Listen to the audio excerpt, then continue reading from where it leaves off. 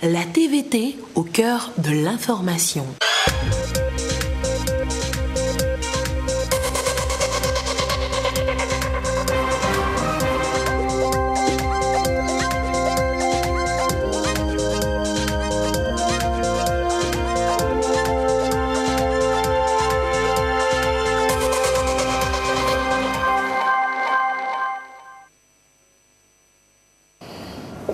Il est 20h, bonsoir à tous, merci de votre attention.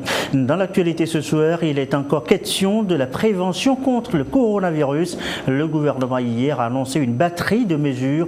Comment les Togolais réagissent à ce tour de vis et face à la menace, nous le verrons dans ce journal.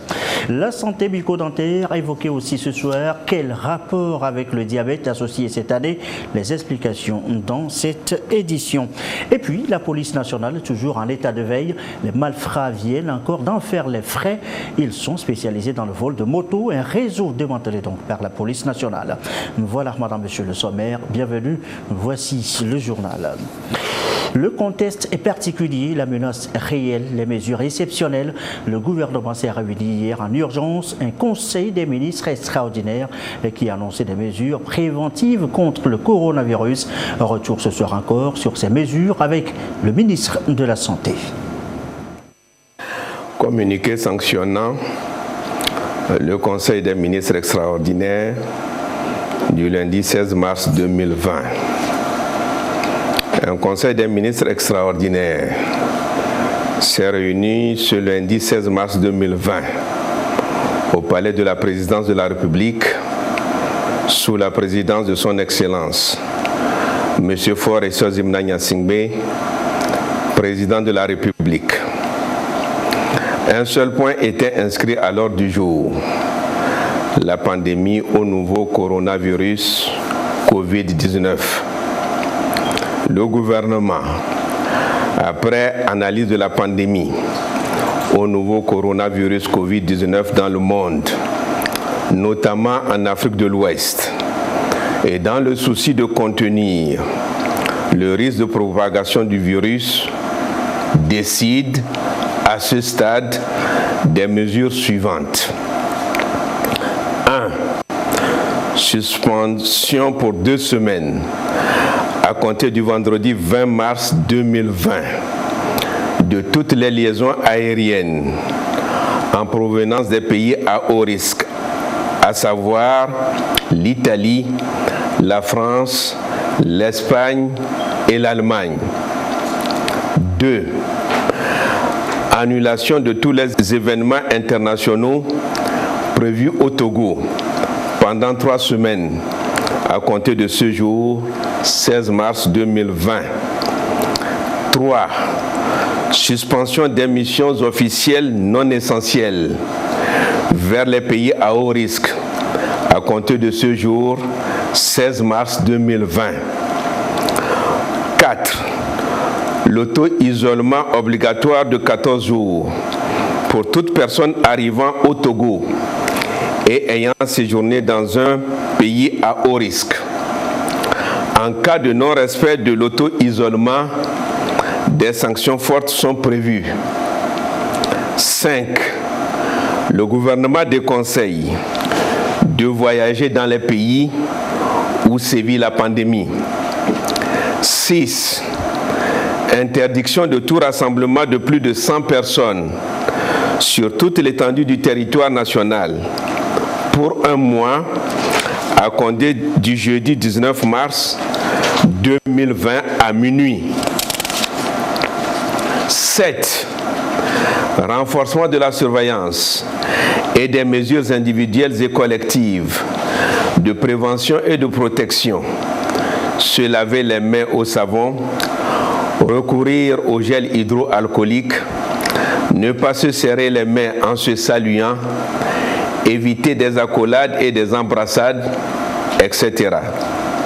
8. Pour les actions urgentes, le gouvernement débloque la somme de 2 milliards de francs CFA. Il exhorte en outre les autorités administratives, traditionnelles, militaires et religieuses et l'ensemble de la population à à contribuer à l'application de ces mesures qui s'imposent à tous. Fait à Lomé le 16 mars 2020, le Conseil des ministres.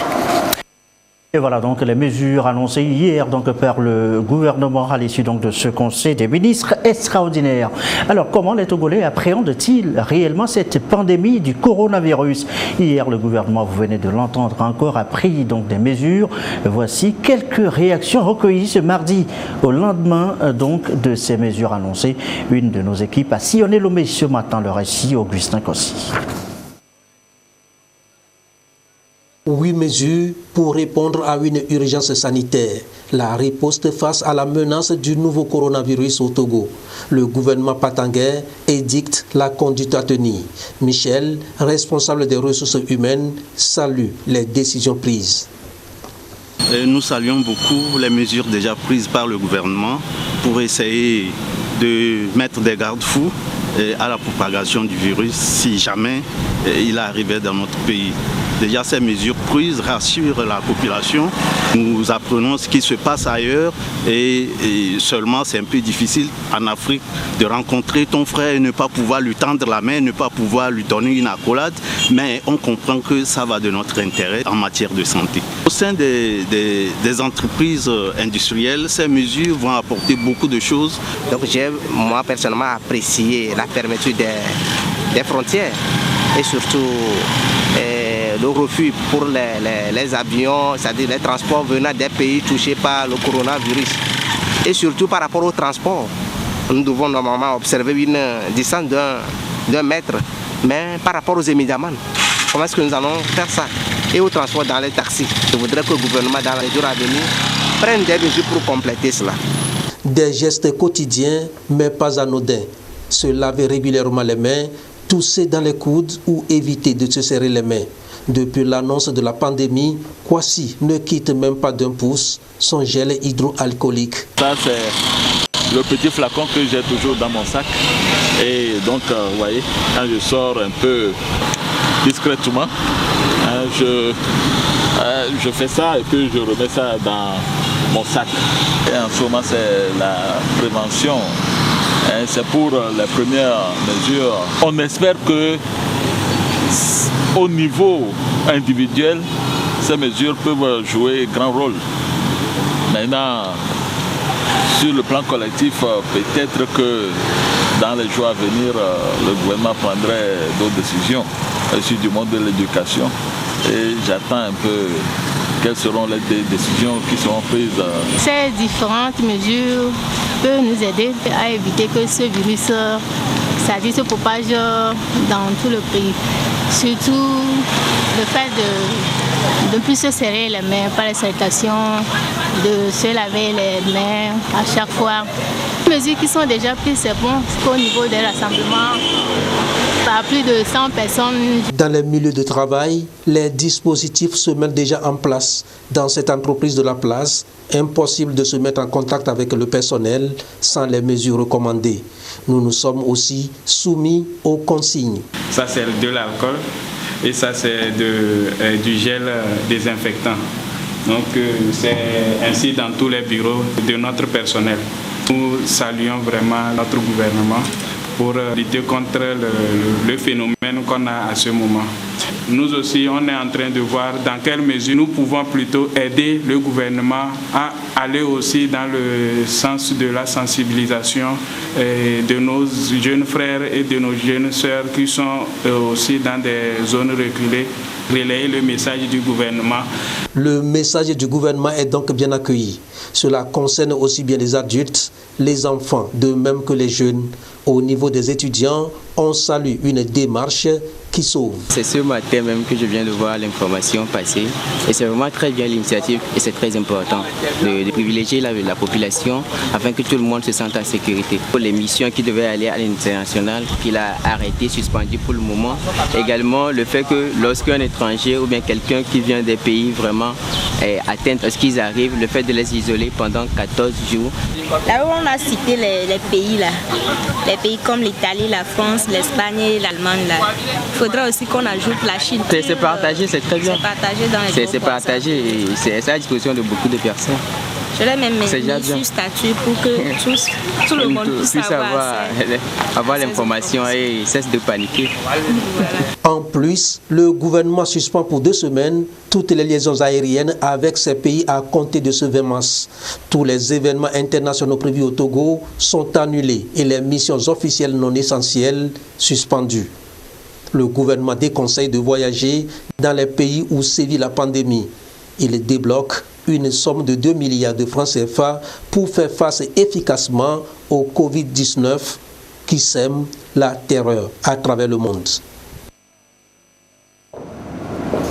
Et voilà donc les mesures annoncées par le gouvernement, les appréciations donc des Togolais rencontrés ce matin dans la rue. Dans la foulée, cette séance d'information toujours sur le Covid-19, séance animée par les professeurs d'université à Lomé. Que doit-on en retenir exactement? Eh bien voyons cela avec Marie-Ange Bida. Du gel hydroalcoolique pour se désinfecter les mains. L'université de Lomé s'engage contre le coronavirus. Étudiants, enseignants, personnel administratif, technique et de service s'imprègnent de tout ce qu'il faut savoir sur ce virus. Il était important qu'on apporte aux étudiants l'information juste. Ce ne sont pas des messages spécifiques aux étudiants, c'est des messages importants pour toute la population togolaise dans cette période de menace de cette épidémie. D'ici lundi, ils vont mettre un grand nombre de boîtes de gel à notre disposition. Nous pensons imprimer des prospectus, des flyers et puis des affiches A3 que nous allons placarder devant tous les amphithéâtres. Historique du virus, manifestations cliniques, mesures de prévention. Tout est passé en revue. Le message est passé. La communauté universitaire sait désormais à quoi s'en tenir. Ça me permet d'avoir une large information sur les mesures préventives avant tout et aussi identifier par exemple les personnes qui porteraient peut-être la maladie. On nous a aussi dit les mesures à prendre pour ne pas être contaminé par cette maladie. Et ça me permet aussi d'aller informer les autres par rapport à ce que le commun pense. C'est une séance d'information à l'initiative du Centre des œuvres universitaires de Lomé. Elle retrace l'importance des mesures préventives à adopter. Unique moyen pour l'heure pour se préserver contre le coronavirus qui n'a ni vaccin ni traitement spécifique. Dans tous les cas, il vaut mieux toujours prévenir que guérir. Retour encore ce soir sur les manifestations et les gestes de prévention à observer par chacun. Petite piqûre de rappel avec Antoinette Omar-Vavor. Précautions pour éviter le coronavirus. Se laver fréquemment les mains à l'eau et au savon ou avec une solution à base d'alcool. Éviter de cracher et de se moucher sur le sol.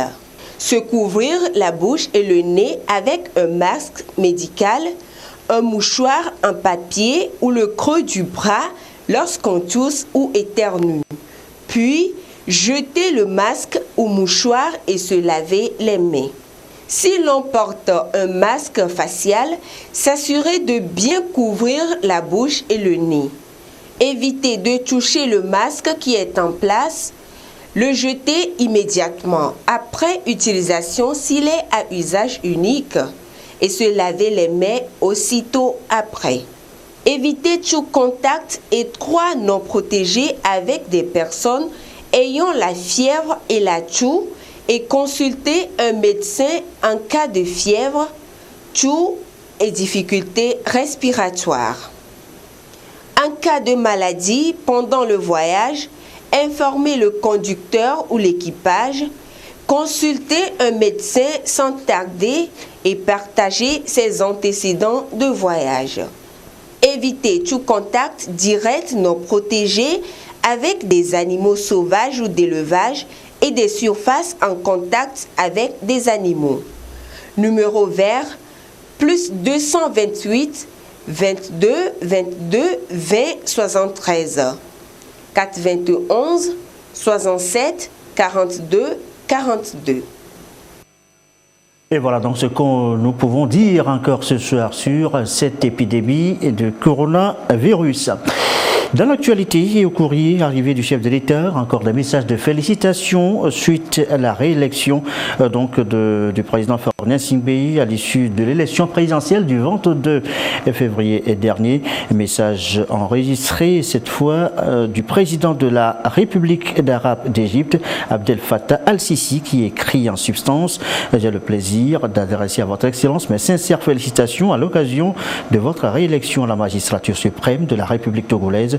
La confiance que le peuple togolais vient de placer en vous pour assumer cette noble et délicate mission durant un nouveau mandat vous permettra de poursuivre les progrès accomplis sous votre direction pour servir votre peuple frère. Je saisis cette opportunité pour saluer les relations distinguées qui lient nos deux pays frères et pour vous affirmer notre disponibilité constante à œuvrer pour le renforcement et la promotion de ces relations au cours des prochaines années afin de servir les intérêts communs de nos deux peuples frères.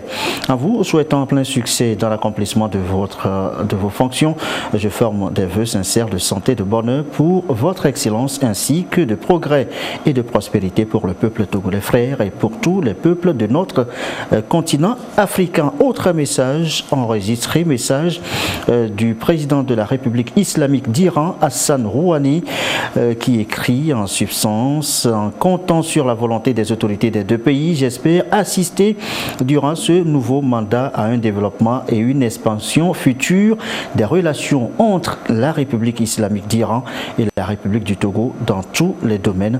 Je prie Dieu le Tout-Puissant d'accorder à son Excellence santé, succès et prospérité ainsi qu'au peuple togolais. D'autres messages enregistrés, notamment du président de la commission de la conférence des chefs d'État de la CENSAD, message également message enregistré aussi donc de Abdallah Bourreima qui écrit: cette réélection constitue une nouvelle étape dans la marche pour le progrès économique et social du Togo dans la paix et la stabilité, renforçant la place de votre pays au sein de l'Union. Dernier message enregistré ce soir, message de Dr Patrice Kouabé, secrétaire exécutif de l'UEMOA. Je tiens à saluer à cette occasion la maturité politique du peuple togolais ainsi que son adhésion au principe de la démocratie, dit en substance donc ce message du secrétaire du président en exercice du Conseil de l'Entente.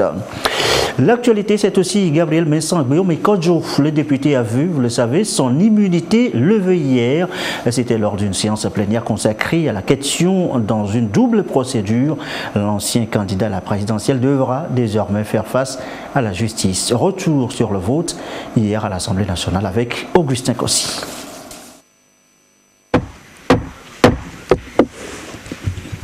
La séance est ouverte. La séance est consacrée exclusivement à deux dossiers. Le rapport de la commission spéciale chargée d'instruire la demande de levée d'immunité parlementaire du député Gabriel Mensah-Agbeomekodjo. Commission spéciale dirigée par la deuxième vice-présidente du Parlement, Ibrahima Memounatou. Et ensuite, la requête du procureur général près la Cour suprême. Si le premier rend libre le député de toute poursuite judiciaire, le second autorise toute poursuite pénale contre un ancien président de l'Assemblée nationale. Mensah-Agbeomekodjo est accusé des infractions à la loi pénale et d'atteinte à la sécurité intérieure de l'État. La commission spéciale mise en place par l'Assemblée nationale, une fois saisie, livre son rapport et la résolution de l'institution. Une résolution votée à l'unanimité. La commission spéciale note que les greffes contenues dans la demande du procureur de la République sont suffisamment graves et que le député Gabriel Mensah-Agbeomekodjo, tout en ne les contestant pas formellement, leur confère une connotation purement politique. Dans ces conditions, et en vue de permettre au procureur de la République d'aviser sur l'éventualité du déclenchement des poursuites et au député Gabriel Mensah-Agbeomekodjo d'exercer librement et pleinement son droit à la défense, la Commission recommande la levée de l'immunité parlementaire de ce dernier. La Commission spéciale a fait montre d'une grande flexibilité et d'ouverture tout au long de ses travaux vis-à-vis du député invité pour être entendu. Cependant, elle déplore L'insuffisance de collaboration de la part du député concerné. Au regard de tout ce qui précède, la commission spéciale recommande à la plénière d'adopter la proposition de résolution portant levée de l'immunité parlementaire du député Gabriel Mensa Agboyome Kodjo. Le présent rapport est adopté à l'unanimité des membres présents de la commission. L'Assemblée nationale a délibéré et adopté la résolution dans la teneur suit. Article 1er. L'immunité parlementaire du député Gabriel Mensa Agboyome Kodjo est levée. Article 2. La présente résolution entre en vigueur dès son adoption. Délibérée et adoptée à Lomé. La levée de l'immunité parlementaire de Gabriel Mensa Agboyome Kodjo requiert un vote secret selon les textes en vigueur. Les députés passent à l'acte. Le vote a été strict et supervisé par des scrutateurs. Au finish, on obtient 80 voix pour sur 90, 2 contre et 8 abstentions. La justice a souhaité que l'immunité soit levée pour que les poursuites soient engagées. Le député Gabriel Agboyome Kodjo aussi a besoin de cette levée pour se défendre face à la justice. Nous ne nous prononçons pas sur le fond du dossier. Nous faisons ce qui est requis de l'Assemblée nationale en tant qu'institution au regard de la Constitution et de notre règlement intérieur et laissons la justice faire son travail. Sur la base de ce résultat et sur la base de la résolution qui a été présentée avant ce vote, l'immunité parlementaire du député Gabriel Mensa Kodjo Agboyome est levée. Le député Gabriel Mensa Agboyome Kodjo fut président de l'Assemblée nationale conformément aux articles 10 et 11 de la loi organique de 2019. Mais levé, les députés ont voté à la majorité des présents. 78 pour, 11 abstentions et 1 contre. L'ancien président de l'institution 1999 à 2000 perd son immunité. Le commissaire du gouvernement remercie la représentation nationale. De votre séance de ce matin qui vous a conduit à la levée d'une part de l'immunité parlementaire du député Agboyome Kodjo et d'autre part à l'octroi de l'autorisation en vue de l'engagement des poursuites judiciaires pénales contre le susnommé. Nous tenons tout simplement, au nom du gouvernement, à remercier la représentation nationale pour sa disponibilité et pour le sérieux du travail qui a été fait. La commission spéciale ayant conduit le processus à ce niveau est composée des responsables des diverses commissions et groupes parlementaires de la représentation nationale. Retour également dans cette édition sur la journée d'hier, la journée mondiale de la santé bucco-dentaire. Elle est associée cette année, vous le savez, au diabète. Alors quel rapport et pourquoi? Nous posons la question, les précisions, Abidé Nassibé.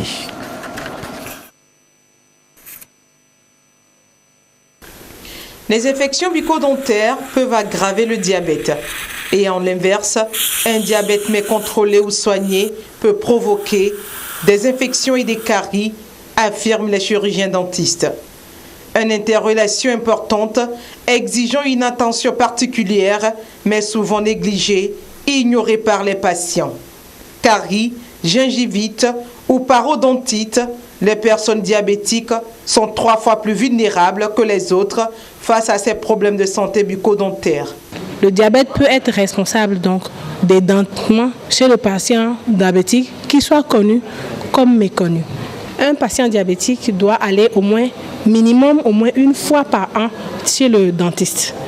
Et en temps normal, le dentiste qui suit un patient diabétique qui a recours à certaines pathologies aussi doit renvoyer donc ces patients-là chez des médecins qui suivent le diabète pour pouvoir donc équilibrer ce diabète et permettre donc un certain équilibre entre les deux spécialités. Allez chez le dentiste même quand vous n'avez pas encore de problème dentaire. C'est très important. Parce que les gens qui viennent en consultation et qui n'ont pas encore de problème dentaire, quand on leur dit « va en consultation chez le dentiste », ils trouvent qu'on ne nécessite pas, on n'en a pas besoin puisqu'on n'a pas encore de problème. Pourquoi aller dépenser de l'argent?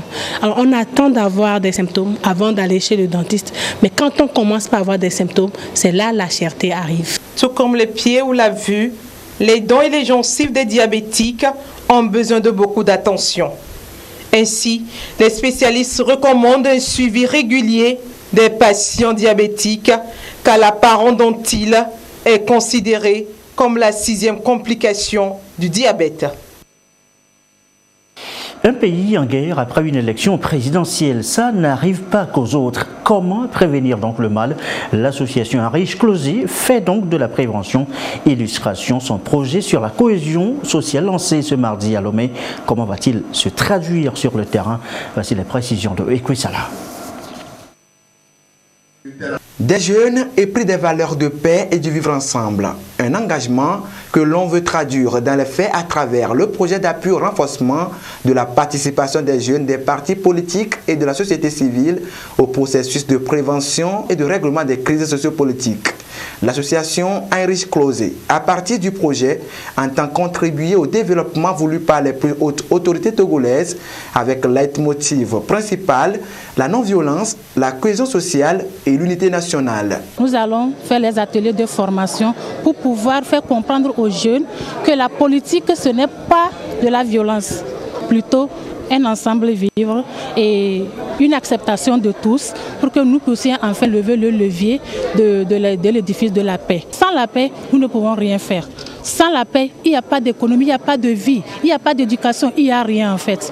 Donc c'est notre manière à nous, à HK, l'association Arish Closé, de participer à l'édification de la paix dans notre pays. Responsabilité citoyenne et respect des principes démocratiques, c'est aussi l'une des aspirations du gouvernement.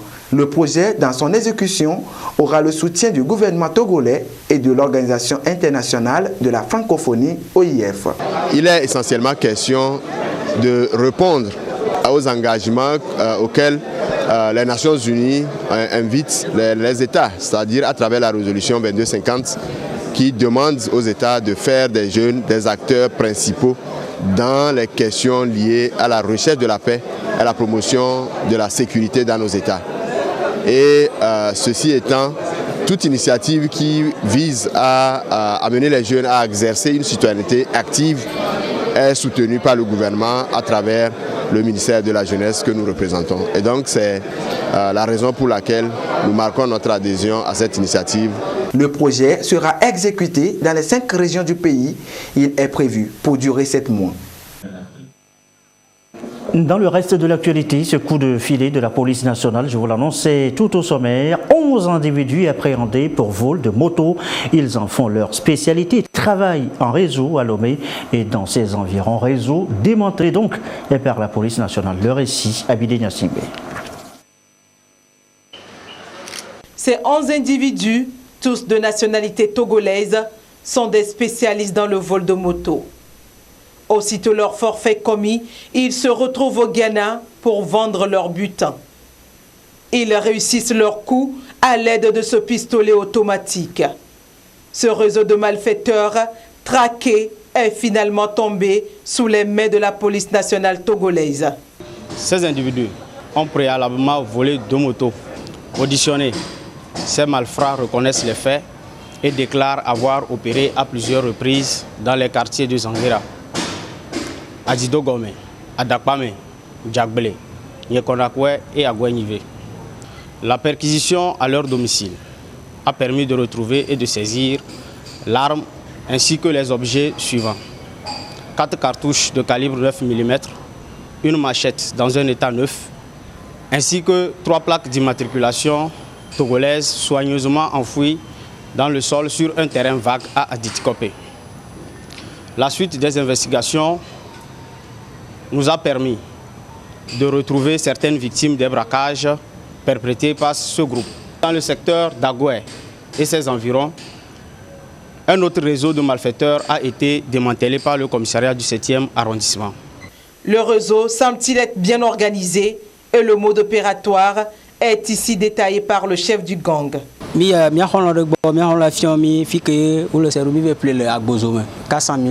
Ce pistolet, nous l'avons acheté au Ghana à 400 000 francs. Et dès que nous identifions notre victime, nous le suivons jusqu'à chez lui et nous attendons qu'il gare pour attaquer. Tous les engins volés ont été récupérés par la police en vue de leur restitution à leurs propriétaires.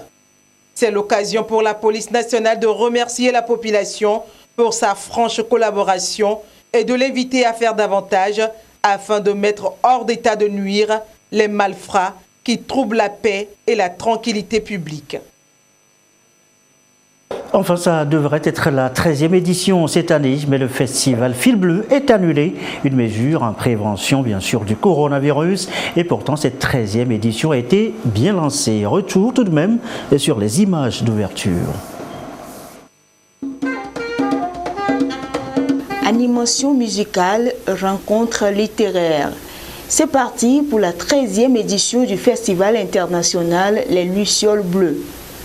Une plateforme de promotion des œuvres littéraires du Togo et d'Afrique, l'édition 2020 a placé sous le thème « La boutique au miracle ». Un canal qui plaide pour plus d'action en faveur des acteurs culturels au Togo.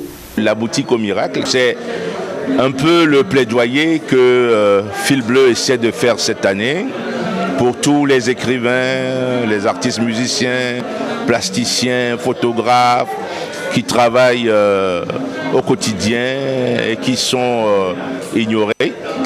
Peut-être serait-il intéressant de temps en temps de leur donner des récompenses, des prix, pour les inciter à continuer à créer et à produire du beau dans la cité. Malgré l'essor du numérique, le ministère en charge de la culture reste convaincu que le livre demeure la principale source fiable de recherche.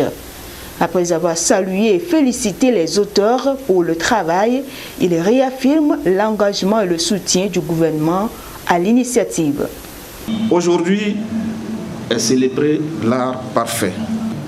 Pour l'exercice de leur beau métier, les enseignants ont besoin du livre. Par ailleurs, s'il est vrai que tout homme ouvrant un livre, il trouve une aile qui lui permette de planer là-haut où l'âme en liberté se meut, alors c'est bien certain que l'individu a besoin du livre pour faire éclore ses germes. S'il est admis que l'école en or change le cuivre, tandis que l'ignorance en plomb transforme l'or, alors autant par l'électricité sont éclairées les rues, autant l'esprit est éclairé par le livre. Ceci étant précisé, le gouvernement continuera d'œuvrer de manière à permettre aux écrivains et à ceux qui assurent la promotion et la vulgarisation du livre de vivre de leur métier. Théâtre, photographie, café littéraire avec les apprenants dans les lycées de la capitale vont surtout meubler l'agenda de cette 13e édition du festival Fil Bleu. Après Lomé, le festival se produira dans 3 autres villes, Anéro, Atakpamé et Badoubé. Et voilà, mais ça devrait attendre un festival à peine ouvert, aussitôt annulé, vous disais-je, pour cause du coronavirus. Et ceci referme ce journal. Merci à vous qui nous suivez ce soir, ou exactement, notamment à Baguida, et comme d'habitude, toujours fidèlement. Très belle soirée.